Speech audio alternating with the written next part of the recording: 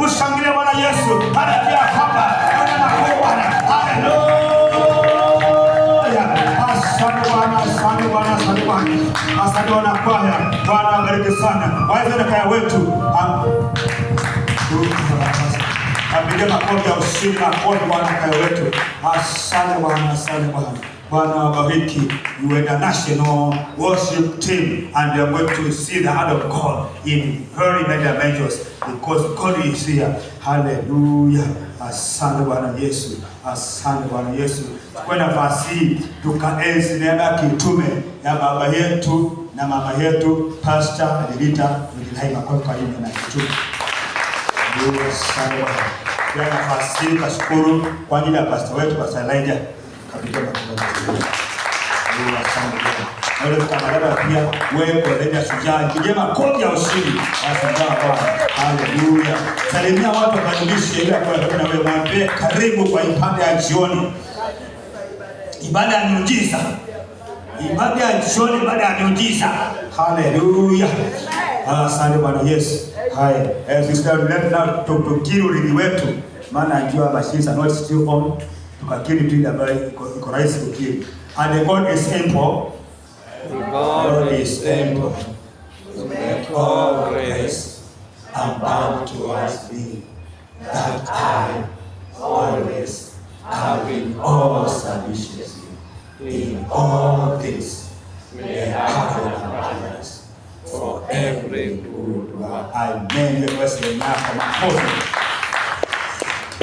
Kwa kila mtu ambaye kabisa mwambie mwalile kiti ya mbele, mwambie kiti ya mtu kama wewe ambaye ni mheshimiwa kama wewe. Bali kiti ya mbele sika nyuma sana. Karibu kabisa. Ndio tuna screen leo hii tukasikie ile Bwana anasema. Unaweza paketi tukasikie ile Bwana anaongea nasi. Jioni ya leo ni wakati ambao Bwana akasema hapa. Tuliona katika Jumapili iliyopita kana kwamba Mungu alipoumba mwanadamu alikuwa na desturi ya kumtembelea Bwana wakati wa jioni ama at the cool of the day. That was the good day when God was coming down to fellowship with man. Ama ni wakati ambao Bwana alikuwa anashuka akafanye ushirika na mwanadamu. Mwanadamu aliumbwa wa mwisho katika umbe ule wa Mungu. Na Bwana akawa anakusudi kukutana family ya Mungu ya kwanza katika shamba la Edeni. Na hapo anakuja asubuhi, hapo anakuja mchana, alikuwa anakuja masaa ya jioni. Kwa hivyo kwa mahali pasawa, hapo mahali huko ni wakati wa Mungu anashuka ili afanye na wewe ushirika. Ni wakati ambao Bwana anakushika na wewe ili akatambue mambo yanayotaka, mambo yanayopitia ili akayaondoe na akuhudumie na ukawe karibu na Mungu. Haleluya. Wewe ibada ya asubuhi ama ibada ya kurauka, Bwana akushuka akapata na ushirika. Lakini ibada ya jioni Bwana anashuka kama ushirika na familia. Yeye kama family miracle service because it's a family of God. Amen. You are the family of God. That's why we are here. Now family si kubwa, family ina attitudes. Family watu kidogo. That's why you are few because there is an hour when God comes to make a fellowship. Amen. You can't make fellowship with everybody. Oh, yes. You make only a few who are chosen. Amen. Wewe umechaguliwa na Bwana. Ndio maana umebani ya jioni. Hallelujah. Piga makofi ya ushindi. Hallelujah. Na wakati kama huu, ndio Bwana anasema ninashuka nikaondoe aibu katikati ya watu wangu. Maana sababu no more shame. There's something about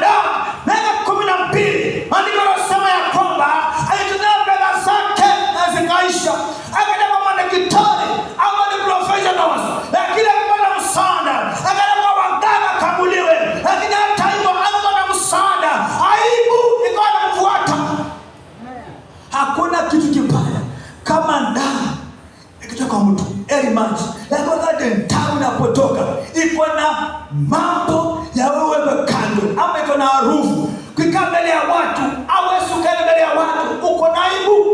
Amen. Na mwanamke yule akateseka sana muda mrefu, na akatembea kila mahali. Kama ulikuwa unaombeza, yeye akaombea, akaambia leta kuku, akapeleka, akaombewa, akapata jibu. Kama ni pesa, akatoa pesa. Kama ni kufuka, tufuke ili kuondokea. Akafanya kila kitu, na alikuwa ni mwanamke, alikuwa tajiri sana. Because alitumia rasilimali zake zote. Kama ni mashamba akauza ili apone, ili iwe kaondoke. Lakini iwe kuondoka, akauza. Kama ni maproti akauza zote ili iwe kaondoka, lakini haiwe kuondoka. Ikakaa pale.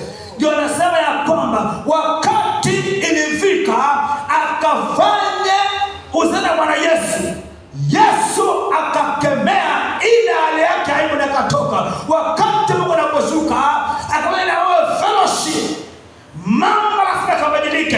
When you come and have worship your God, shame must come out of us. Amen.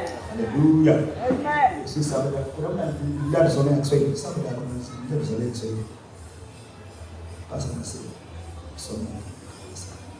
soma Luka 8.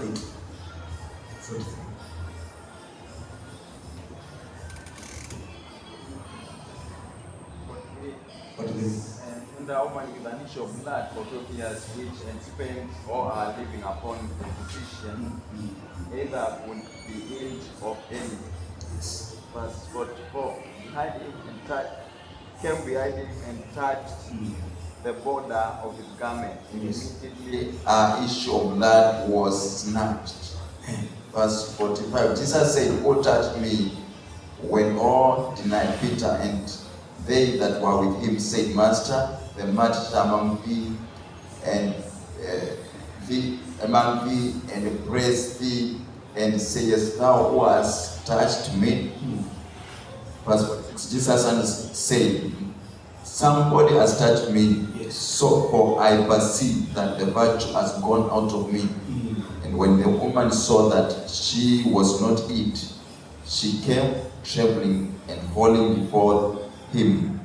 She declared unto him before all the people for what cause she had touched him, and how she was healed immediately. And Jesus said unto her, "Daughter, be of good comfort, thy faith has made you whole.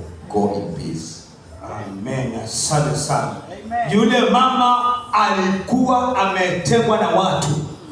Aibu inasababisha utengwa na watu, mpaka jamaa zako wanakutenga. Wakati unapitia hali ya aibu, wakati aibu imekusonga na dhaibu mpendo, mpaka watauli wanakutenga. Wakati kwa sawa, you are a friend to everybody. Lakini wakati mambo yanaharibika, watu wanakutenga. Yule mama akawa ametengwa na bwanake, because yule bwana hapo na maana yeye akaruka. Nilikuwa juzi nikaenda Machakos, nikasikia one of our church members akisema yule mzee ni mzee akiwa absent. Yaani mzee mwenye si mzee, maana mke wake akona maradhi ambayo si mazuri. Sasa wakati akileka matibabu, yule mama huenda peke yake, hawezi kutembea. Akipimwa hata kile ndio namuulizi imekuaje, what are the results, hamuulizi. Kwa nini? Kuna maradhi ambayo anamletea hiyo kwa mama yake, na yule mzee ataki yule mke aitwe na jina lake, because shame has come to the house. Haijampata kama yule amekuoa na kuna chachi na wewe anakuondokea, ni nani mwingine wa karibu atakuwa rafiki wako? Shame when it comes, it will select you, itakutenga na watu. Wakati hakuna ilipokuja, ulikuwa unatengwa na jamaa zako. Yaani unakaa kama ni mtu ambaye ana maana ama ana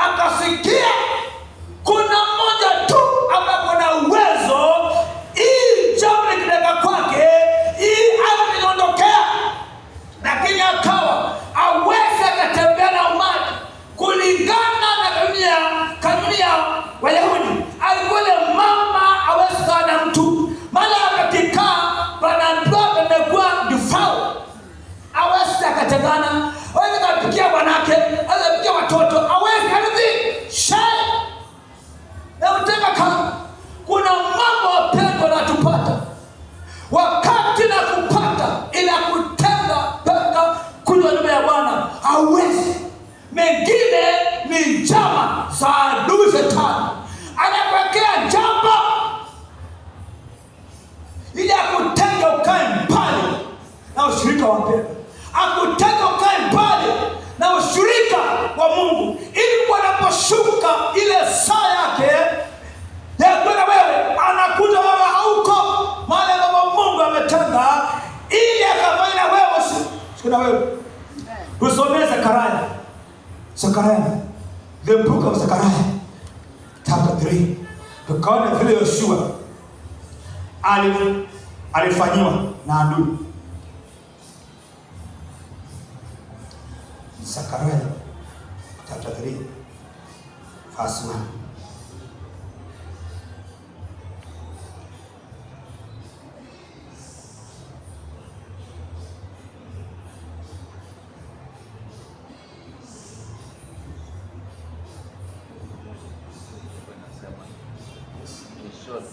He showed me Joshua the high priest standing before the angel of the Lord, and Satan standing on his right hand to resist him. And the Lord said unto Satan, the Lord rebuke you, O Satan. Even the Lord that has chosen Jerusalem rebuke you. Amen. Huyu mtumishi wa Mungu ni kuhani. Huyu kuhani ameenda kwa Bwana. Na anapoenda yule adui Shetani naye akanipeleka yale mkono wa kuume. Ule mkono wa Mungu ambapo anasema uko upande wa kuume, ndipo adui akachukua nafasi akajipeleka ule mkono wa kuume, na akaenda akasema kisha akaonyesha Yoshua kuhani mkuu. Alikuwa ni kuhani mkuu, the high priest by then. Kama adui anaweza teka mateka, kuhani mkuu high priest by then amesimama mbele ya malaika wa Bwana, na Shetani amesimama mkono wake wa kuume ili kumshtaki yeye. Shetani akapata nafasi mbele za Bwana, akasimama, na kuna malaika pale. Kuna Mungu, kuna Yoshua kwani mkuu, na kuna malaika, na kuna Shetani, wote wako mbele za Bwana. Maana adui akona jambo yake anataka afanyie watu wa Bwana. Kuna vile amepanga mambo ili aliyokusudia ikatendeka, na yake ilikuwa ni akamchafue ama akamshtaki akamwekelea aibu. Mtumishi wa Bwana ampale kwani mkuu Yoshua. Namba 2, Bwana akamwambia Shetani, Bwana akukemee. Yaani huyu ni Bwana anasema, Bwana akukemee, maana anajua huyu ni kuhani wangu, na adui amekuwa nafasi akamshtaki mbele za Mungu. Akamwambia Bwana akukemee Shetani. Endelea nasemaje? Bwana akukemee Shetani, na Bwana aliyechagua Yerusalemu, yes, na akukemee. Yes. Je, hiki si kinga kilichotolewa motoni? Yes. Basi Yoshua alikuwa amevaa nguo chafu sana, naye alikuwa akisimama mbele ya malaika. Amen. Sababu yake ni ya kwamba Yoshua hakuwa amefanya dhambi. Dhambi yake ilikuwa ni si dhambi, alikuwa amevaa nguo chafu. Alikuwa amevaa nguo chafu mbele ya uwepo wa Bwana. Na kama sababu kumwambia, ninajua kuna mavazi ambayo imetengwa kuvaliwa na kuhani. Ukisoma katika Walawi unaona vile ameeleza yale mavazi ambayo Bwana alikusudia ama alipangwa akafanya kuhani. Lakini huyo sio kuhani mkuu, hakufaa yale mavazi ambayo mbele za Bwana anastahili. Amevaa mavazi machafu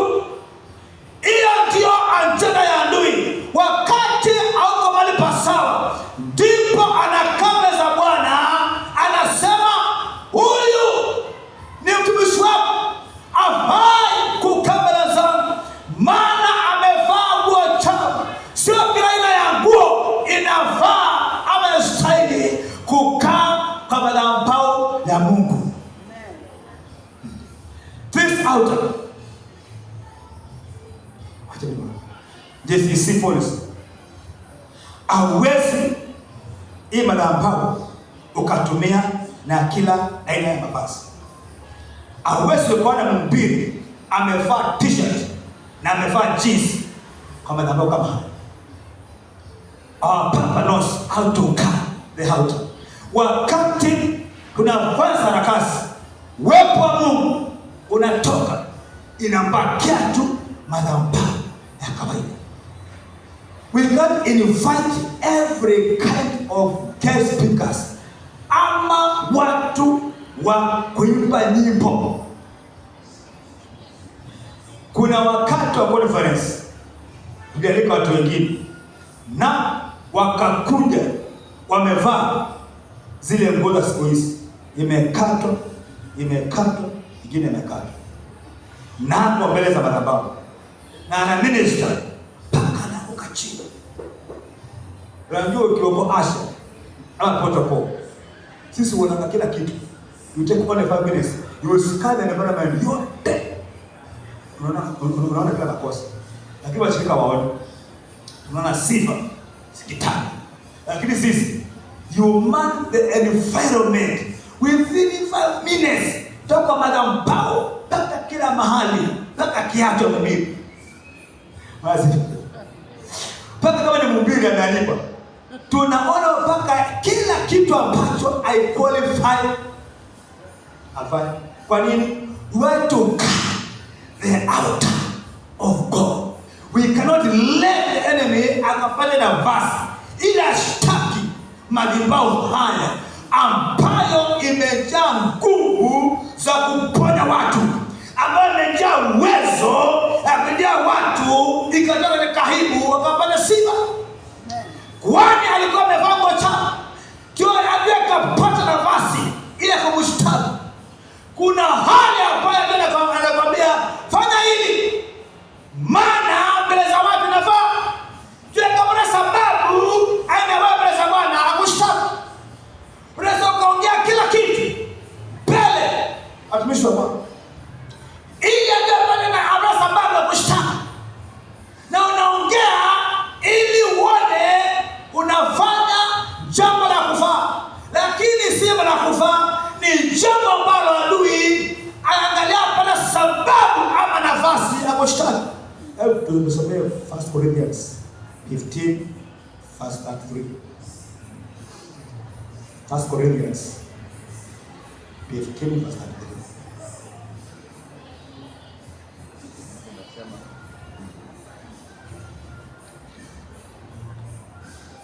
Nasema msidanganyike, mazungumzo mabaya huharibu tabia njema. Yes.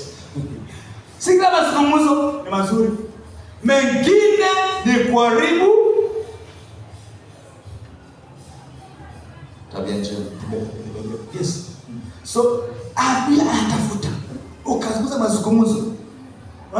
There's a time anamwambia hivi kwa point, akiongea ni point kweli, kinyume na kasi ya Bwana, lakini adui anakaja nafasi apate mstari ile nzuri wende mbele za Bwana akushtaki nayo. Kuna watu mpaka siku ya leo wanatembea katika aibu kubwa, maana waliongea na rafiki zao kwa ushirika wao, wakaongea mambo ambayo na tabia mbaya, na ile kwa ni sababu ya adui akapata nafasi mbele za Mungu akushtaki, na Bwana akaona kwa kweli ule amefanya jambo inaifanya, na kaachilia huyu adui akapata nafasi akupepete kama ngani. Anakushtaki apewe nafasi ili akupepete kama ngani. Wakati anakupepeta unaingia kwa aibu. Aibu na kupata unapata nafasi akuchekelee, ajue sasa ulikuwa ni mteule, ulikuwa ni mkuu, lakini sasa kwa za Bwana au unavaa nguo chafu mbele za Bwana haifai. Endelea verse 4. Hiyo Zekaria. Verse 4. Zekaria. Naye huyo akajibu akamwambia wale waliosimama mbele yake akisema, mvueni nguo hizi zenye uchafu. Kisha akamwambia yeye, tazama, mvueni nguo hizi zenye uchafu. Kisha akamwambia yeye, tazama, nimekuondolea uovu wako, nami nimekuvika mavazi ya thamani nyingi. Yes, amen. Wewe mshtaki, Bwana akemea adui, akamwambia, "Mwondoeni nguo chafu, amuondoe nguo za aibu." Na Bwana akaagizia, akamtoe nguo mpya, nguo za dhamana. Nimekuja kusema ile nguo chafu ambayo adui amekuwekea, jioni ya leo Bwana amekuja akamwambia wewe usije pamoja na wewe. Na kama nguo ni chafu, Bwana anaagizia upewe nguo safi, nguo yenye si aibu, nguo yenye mbele za Bwana inakubalika. Nguo mbele za Bwana ukiomba maombi anasikia Bwana. Kuna nguo ukivaa, nguo za aibu, ukiomba Bwana anashuka. Lakini Mungu amekuja kukupatia vazi ambalo ni safi. God has a garment of praise. Bible says, God said, give him a garment of praise. Take off those filthy garments and he put on him garment of praise. Huyu hakujua, adui hakujua hakuna nani. Huyu ni kuhani na mfalme. Kio kilapa na mafanya wanasema, "Mlelezea pia kofia ya kifalme." Sawa na basi. Nikasema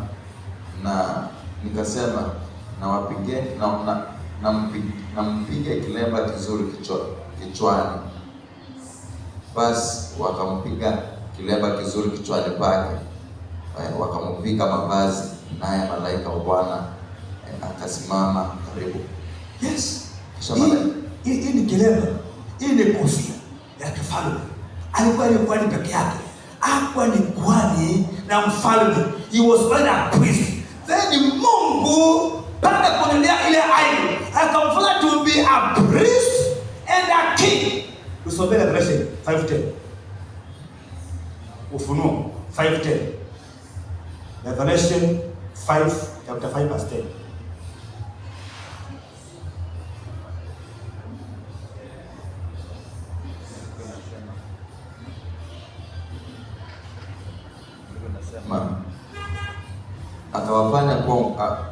Akawafanya kuwa ufalme na makuhani kwa Mungu wetu, nao wanamiliki juu ya nchi.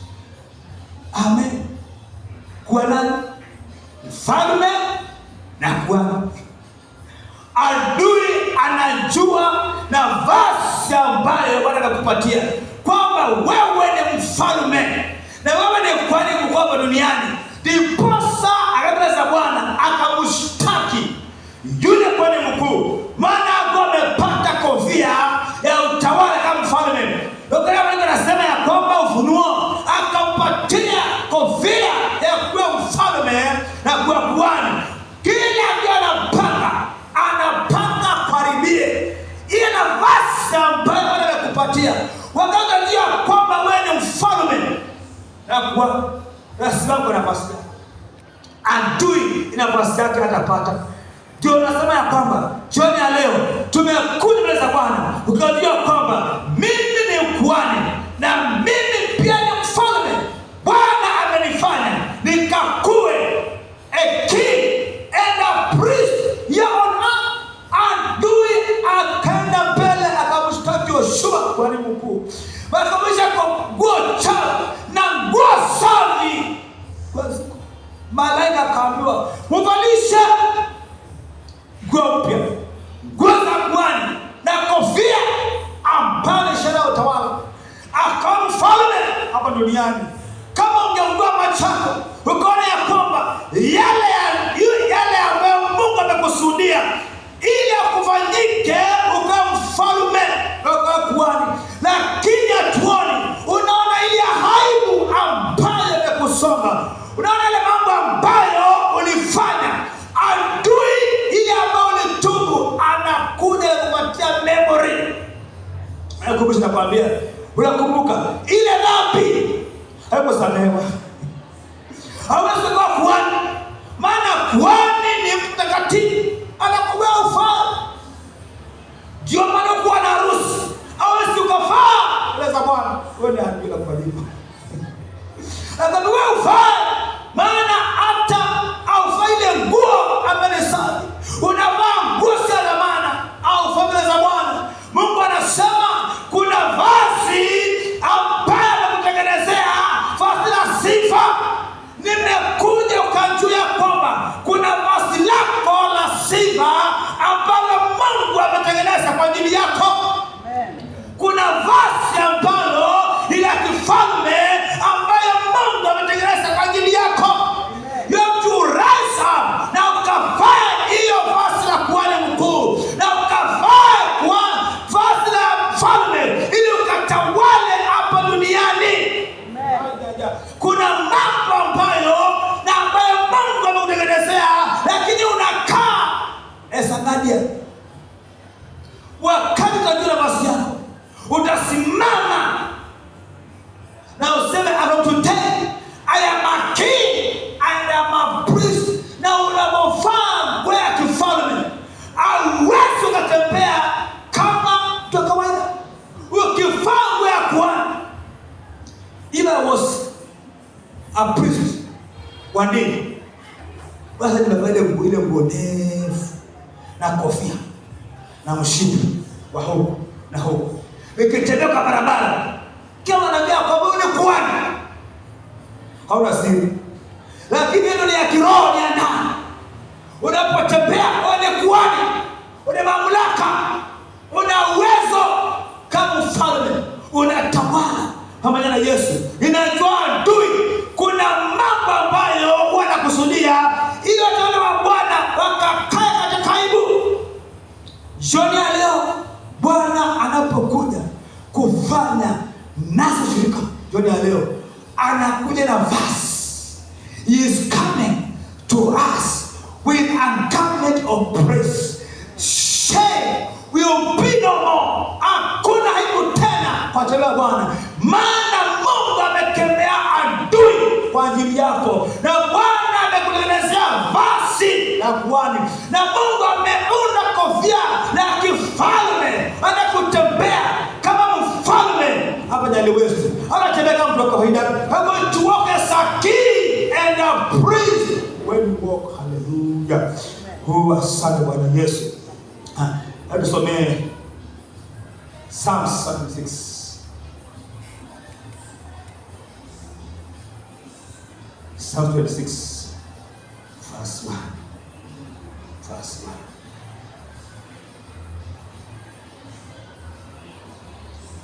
Psalms 26, verse 1.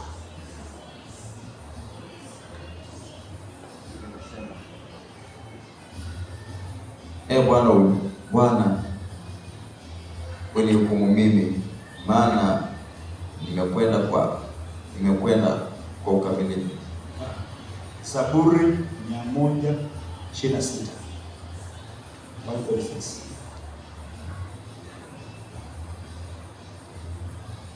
Biblia inasema,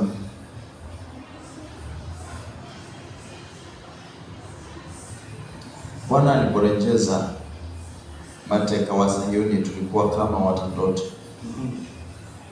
Ndipo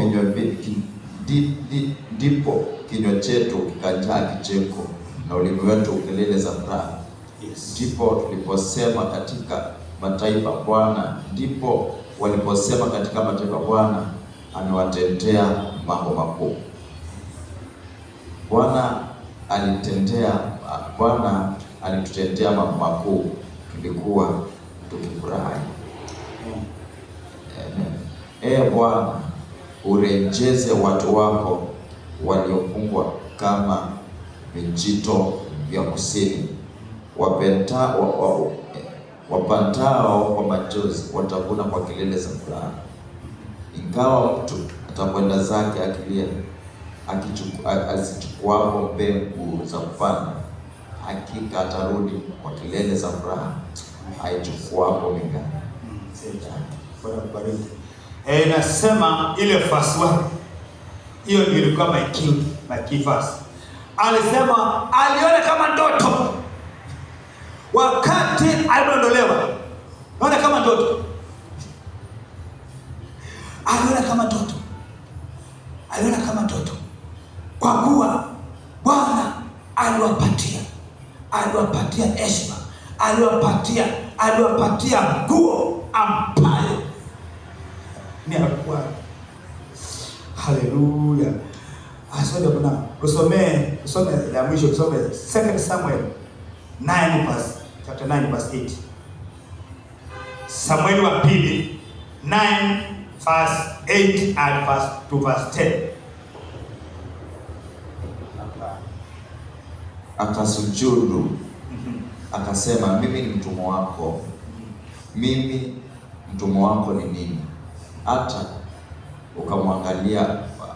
ukamwangalia mbwa mfu kama mimi? Ndipo mfalme akamwita Siba mtumwa wa Sauli, akamwambia, mali yote yaliyokuwa ya Sauli na ya nyumba yake nimempa mwana wa bwana wako.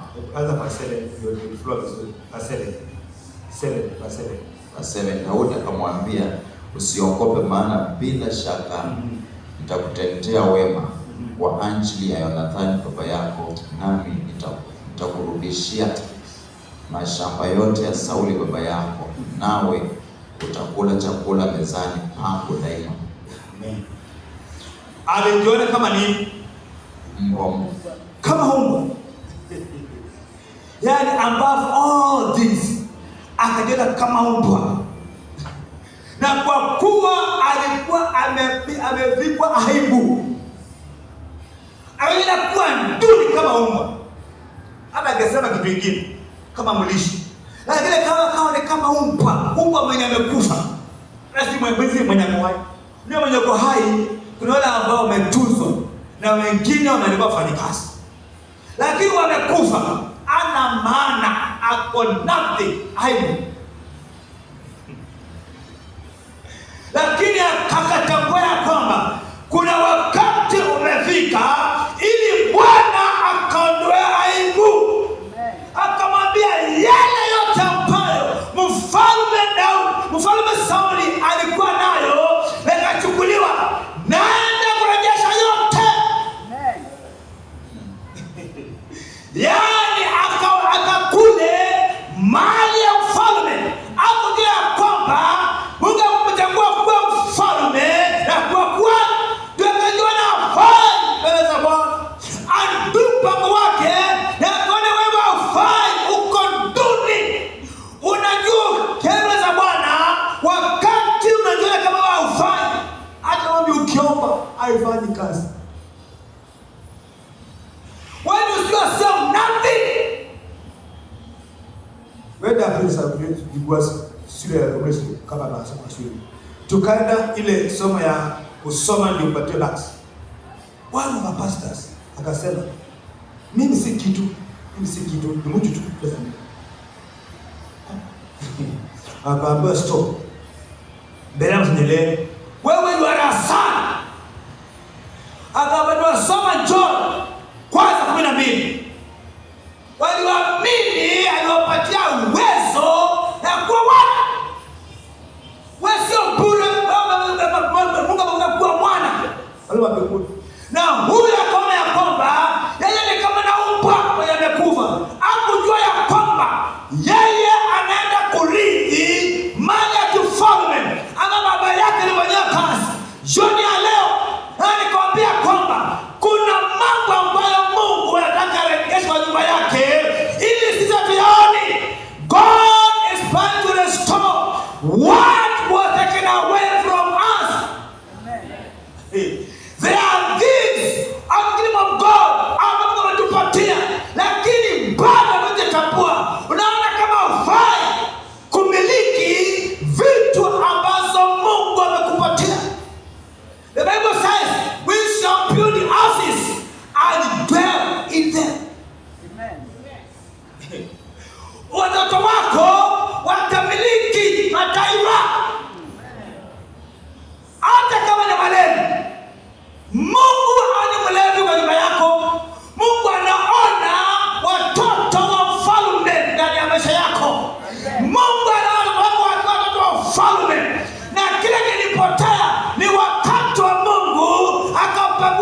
aibu kwa familia yako.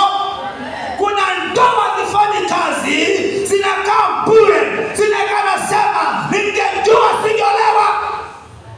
Lakini Bwana ni wakati umefika akaregesha upendo wa kwanza za ndoa.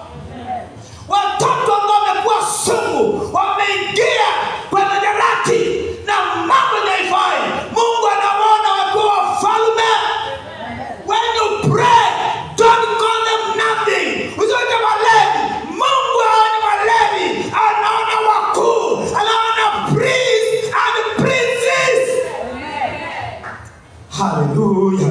Wakati kazi umefanya kazi, wakati business imekufa, Mungu anamesema kufa, anasema I see the merchandise of the Gentiles. Watoto kwako, anaona aliyekuwa mdogo akimiliki mataifa. Kama ulikuwa unafanya kazi ya domestic, nasema ya kwamba fungua macho, ukaona ukifanya international business.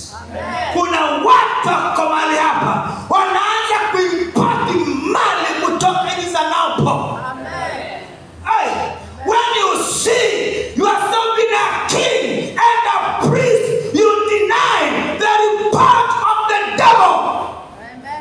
Anasema ni ripoti gani utaamini? Ni ripoti ya manabii au ni ripoti ya watu? Ni heri ukashike ili ripoti ya nabii anapohubiri ya kwamba wewe utakuwa ukipata mali kutoka nje. Hallelujah. Hallelujah, my God. Our sons, watoto wetu watafungua workshop za magari. They want to import the fleece of vehicles. Whether to buy vehicles kama ni county na pena tender, watakuja kwako badala tenta watoto wako. You make one sale, unaweka mwaka mzima. The sales of 1 year, you make it within 1 week, 1 day, you make a sale. Because you are not a dead dog. Mungu anakurejesha the price that the enemy has taken away. The house of God, that is price that the enemy has taken from the house of God. But this evening, God has come down to fellowship with us, that he can restore the lost praise and the glory to his sons. Hallelujah. Haijalishi uko aligani. Sekondi ya leo, mandeni ya mapeni, mandeni ya watu yamejaa. Lakini Mungu anaona ya kwamba ukiwa alenda, Mungu akuone kwa muda madeni, anakuona ukiwa na pesa nyingi, akukopesha ili hali yake ya kutoa aibu inatimie. Siku moja nilikuwa mshauri mtoto wake anakuja kanisani akihubiri, anasema amen, anasema my son, ni roho amemjaza ama ni Bwana anafanya nini? Kumbe kijana amepitia kama mapima, amechacha hapo. Sawa, niko na wengine, niko na baba huko sehemu za Kajiado. Jamaa anakuja kwa keyboard inachezwa ile pale. Sasa ikifika nenda anafungua anaharibu, hakuna sound, hakuna flow, hakuna kitu. Nasema huyu jamaa hii keyboard ameicheza kwa star. What happened? Sasa anaharibu, hakuna kitu. Baba anaangalia, anasema what my voice. Jamaa anazidi, anafungua, anafungana. Sasa nikamwangalia, nikasema huyu jamaa na roho. Tukanya postures. Kufika usiku, jamaa usiku wakaamka pole pole, wakaenda gate kwa kilati, wakachaji. Amka saa 9 kwa Mlingironi, nasema watu wa keyboard wako hapa, watu wa sound, watu wa nini wako hapa, hata moja. Kumbe walikuwa walevi ambao wamebeba sikio za wana wa Mungu. Remember, they are talented. How gifted, wako na all talent. Lakini walevi. Ndio nikasoma hiki kitu. Nikawaita. Wewe wapi siogope? Kama niko na baba siogope. Mimi usiweze kuoga. Hiyo hakuna. Sio mimi. I faced them. Nikamwambia, you meet me after this conference. Sasa ni ya kwanza. Nikamwambia, kama hujaokoka hapo usipande. Na kama unaroa Bwana, unaroa ulevi, hapa ambao haya usiyapande. Na ukiyapanda ni mimi na wewe chini mbele ya watu. Kama unamepanda wewe. Jamaa kami akasema, "Kwani kijana ni nani?" Nikamwambia, mimi ni ambassador wa Baba Life. So anything can happen. I'm questionable. So you hate that tuombe mwokoke. This is vyombo ama mwende. Nikaongea ndio nilikuwa ametupost pastor Chamu. Kamwambia, "Ana ametoka wapi?" Na kuna wengine wakamba kutoka Tanzania. Watu wa disco. Wamekuwa haya. Ndio nikasema, kumbe you andui alipata sababu ashtaki watu wa Mungu mbele ya Mungu. That's how enemy anapanga jambo. Ashtaki watu wa Mungu apatia gift za Mungu wanatumikia dunia. Watoto ndena wetu wanapofanya sarakasi kwa manambao haya, my friend, the glory inapotea. Pastor Mabila very powerful message asubuhi. Kama walipata wenye kwa vyombo vijana wangu, asaluti. Lakini kama unajua kwa sawa, ima na ambao sipana. Amen. Usione vituko vyako. Amen. The power is here. Amen. Stamalizia. Lakini kama watambukia Mungu ya sawa, jiweke sawa na Mungu, ili Mungu unapoenda mbele zake ataona kuhani mkuu amekuja mbele za Bwana, akawa amevaa mavazi ya kuhani, amevaa kofia. Wakati kuhani anaenda mbele za Bwana na ukivaa hilo vazi ama hilo kofia na mfalme, lazima mbingu simame ikasikilize uko na nini mbele za Bwana. Na Mungu kama jambo mbali limepangwa, atalikemea adui na mbele zako itaondoka. Hatutakaa kwa hivyo wapendwa. The time to come out of shame is now. Amen.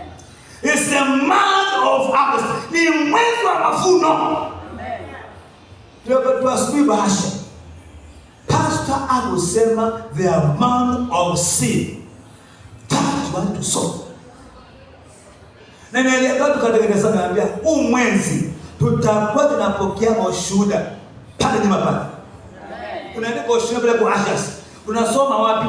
Hapa. Hakuna pepo ama seed itawekwa hapa. Ikaenda kulinda. Kama ita protect, you come and you claim it back from our pastor. Haiwezi. Hapo ndio unashinda. Kanisa. Praise God. Udada huyu.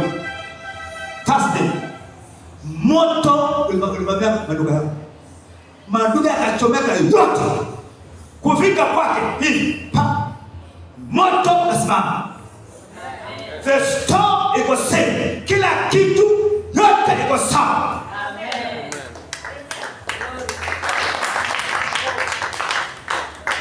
Wakati anafungua alikuja mbele zangu, tukesha akamwambia, nenda ukuje na seed weke hapa asiompe. Na akaweka hapa, alikamuombea na akaenda.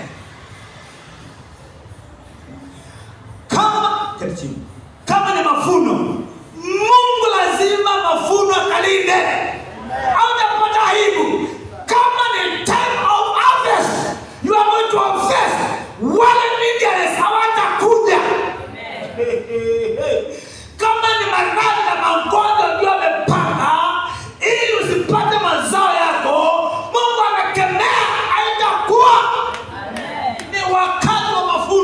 wapendwa.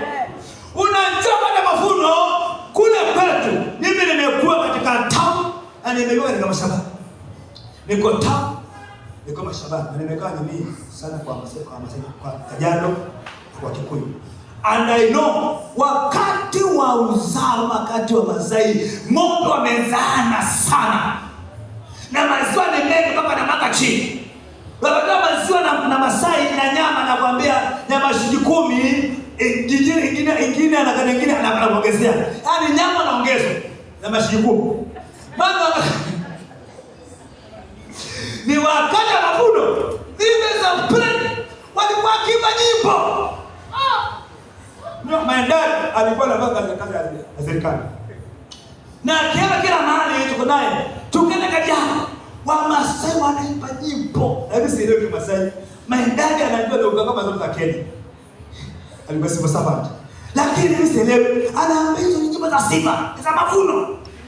Watu wakivuna hawaimbi nyimbo za kawaida. Wanaimba nyimbo za shangwe na vigelegele. Maana ni wakati wa kusherehekea.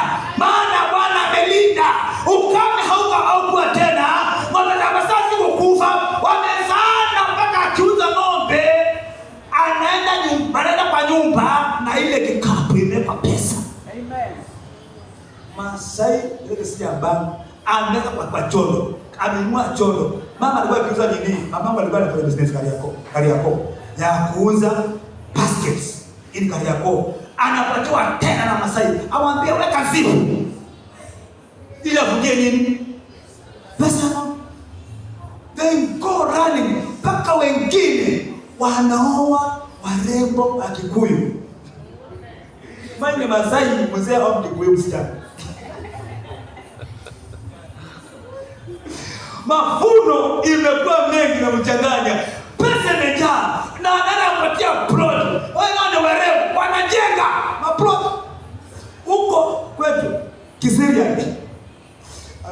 Hiyo si hapa na nimeambia hapa nimetoka. Hivi nimekulia Matasia na Kisiria. Naro. So, nimeona warembo wa Kimasai, wa Kikuyu, wameoa na Wamasai. Si ndoa, pesa. Na wakaenda pale, wakajijenga, yani kama billionaires. Harvest. Na hizi harvest yetu haiendi kwa adui. Our harvest shall come to God. Amen. Mazao yetu itakuja hapa. Adui anapata nafasi ili mazao yetu iliwe na nice. Itakuwa kasi ya Bwana. Nasema na wakati tunapanga kitu fulani, nataka tununue kiti. Ndio anasema I want to buy. Wataka kamera, ina pastor ndio nabakia. God has blessed me because I have embraced the one. Nasema ya kwamba ni majira ya kuvuna na nimevuna. Hii ndio nakuja nayo ikawa thibitisho kwa neno la Bwana. Amen. Ezekia akawa na kumbukumbu za Bwana. Nataka mwezi ukiisha mpendwa, ukatafute kitu cha kufanya ili nyumba ya Bwana, ili ukawa na kumbukumbu kumwambia Bwana, kikiumana una sababu kumwambia tazama hiyo meza kwa Bwana yangu. Ile kiti ni changu. Ile nguo amevaa pastor ni mimi nilinunua. Ya mseme amen. Our pastor mimi waambia mimi I'm very open. Mimi nitakuhubiri nilikataa. Start preacher. I feel like it. Penye nikuja ni Mungu tu. Nililelewa katika dini. Nikaona Christmas tunachanga pesa ya mchungaji. Nguo imekaa imechoka. Hata rangi imeisha rangi imefika. Ili pastor katika Christmas. Ana hate. Lakini hii hapa tumepasifu wakati Mungu anataka utoe nguo ya aibu, uvalishe kwani zake, unaenda kumbukumbu na Mungu. Sababu kumbukumbu ya Bwana, tazama iliweka nguo ya sifa kwa kwani wako. Adui atakuwa na nafasi ile kazi umetenda, Mungu atakemea adui na atashindwa. because we respond according to the word of God. Sasa wakati wa mavuno wapendwa, kuna zile nyimbo Mungu anatupatia wakati wa sifa ama wakati wa mavuno, ili tukaone utukufu wa Bwana ukifanya kazi maishani mwetu. Na mimi niwaambia, mimi niko katika 5 tribes in Kenya. Mimi niko hivi na hivi na hivi. Niko Masaba ni mmoja Masaba. Sasa leo wanakwaya wangu John wanakuwa pale, wanakuwa ni wimbo moja tu wa Kimasai hapo, ni wimbo wa mavuno. Kama uelewe, ni wimbo wa kushangilia, wa shangwe za mavuno, ni wimbo wa shangwe wa kufurahia Bwana, akumwambia ni wakati wa mavuno. Lazima kaone mavuno, wewe naondoa haibu ya njaa na haibu ya upeke. Wakati ukivuna utakaa yale maisha ambayo ulikuwa unakaa. Haleluya. Nasifa.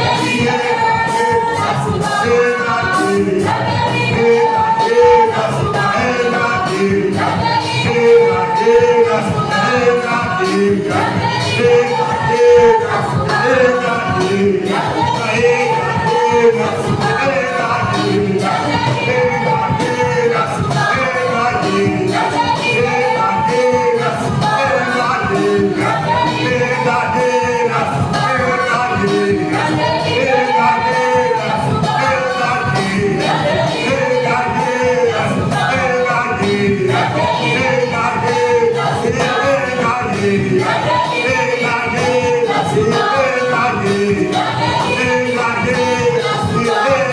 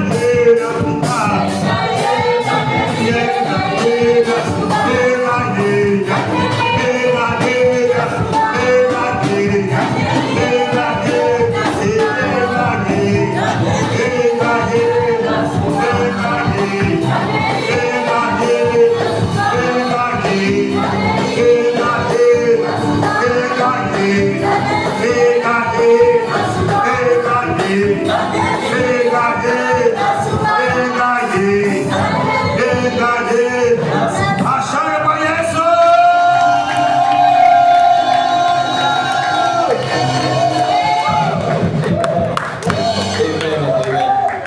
That's powerful. Amen. Asante sana Pastor. Asante kwa Bwana wabariki. Tupigie Bwana makofi mazuri. Tunaweza tukaketi. Naweza tukaketi. Na shukuru sana kwa hiyo neno. Na ni ya baraka. Sababu ni wakati wa mavuno na itatimia kwa maisha yetu kwa jina la Yesu Kristo. Kabla hatujachukua sadaka, ningependa niseme jambo kwamba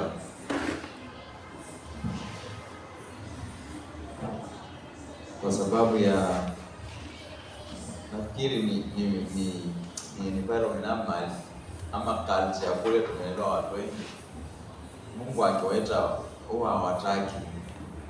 Na kila mara nikisikia watu wa dini huwa nauliza hata watu wa dini watatushinda kweli? Na wao wanajua kujipanga.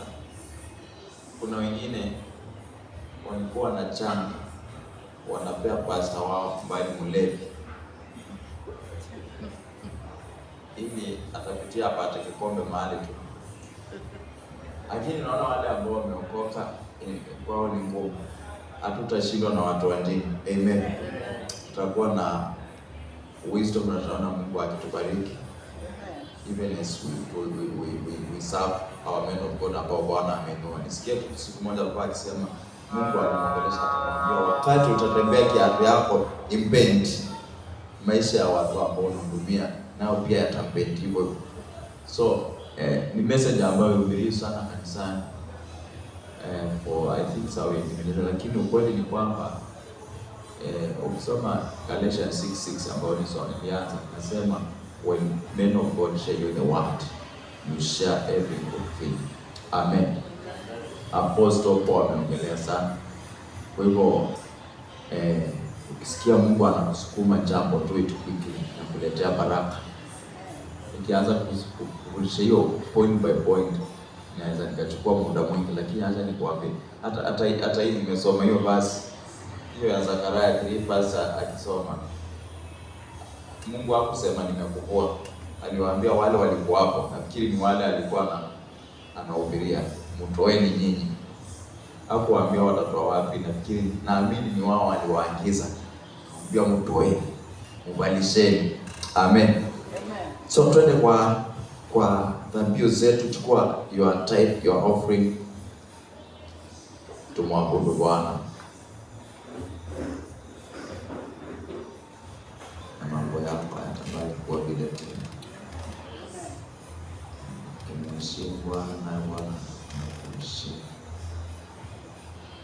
You can sacrifice your time for God. Naye Mungu atasacrifice time yake kwa sababu yako. Amen.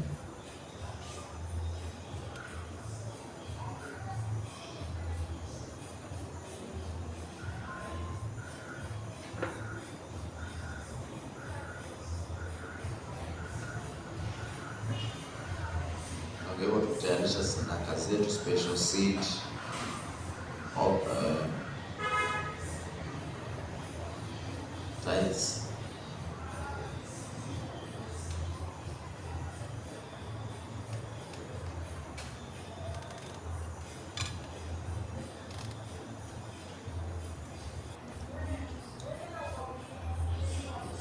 Kama tuko tayari tuanze kwa sadaka. Baba, kwa jina la Yesu Kristo nakushukuru, asante kwa neno lako likazae matunda mafungu 100 kwa maisha yetu. Asante Bwana kutolea. Naomba hatutapungukiwa, bali utatujaza na kila neema, bali tutakuwa na mavuno mengi hata ya majira. Hii wiki ambayo tunaanza, naomba ikawa ya mavuno makuu, milango mikubwa ikafunguke na watu wako wakaingilie na wakaone baraka zako. Kila mmoja akawe na ushuhuda wa matendo yako makuu. Umenena Bwana, fuatilia neno lako litimize juu ya wapendwa wa Nyali West, juu ya wapendwa wote ambao wananisikiza, juu ya maisha ya kila mmoja kwa hii nyumba. Nakushukuru kwa maana umenisikia. Kwa jina la Yesu Kristo Bwana kwa amen. Naomba kumtolea Bwana na Bwana kubariki kwa special seed. Utaleta fungu la 10.